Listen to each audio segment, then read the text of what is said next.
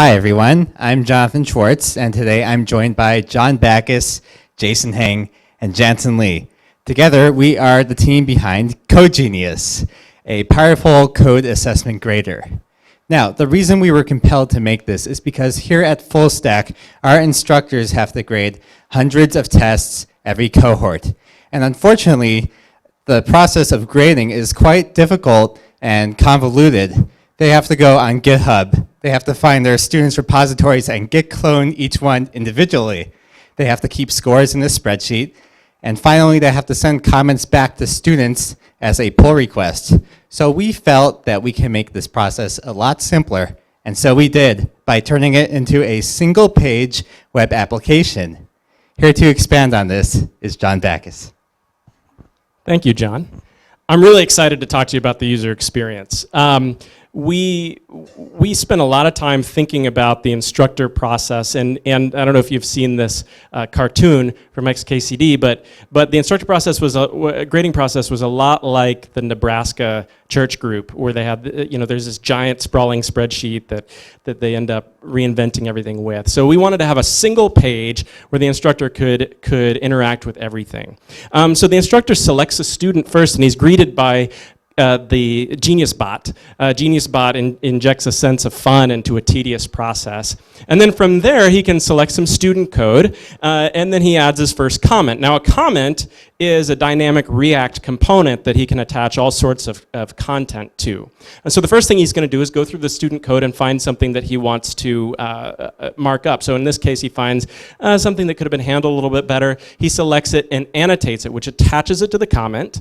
And then he can add other types of information to that comment. So in this case, he adds some markdown. Hey, you could have done this a little bit better. And then he subtracts a couple of points, adds some tags for categorization, and then moves on. And then maybe he wants to go to the solution code, which is just a toggle. And he goes and he finds a section of the solution code, the same section, selects it, annotates it into another comment so that the student has it right there. So he adds a few more comments, and he's done with that student. He taps fully graded, he's done. And then we have these left and right arrows in the panel that bring him into the next student. So he can repeat this all the way through the students.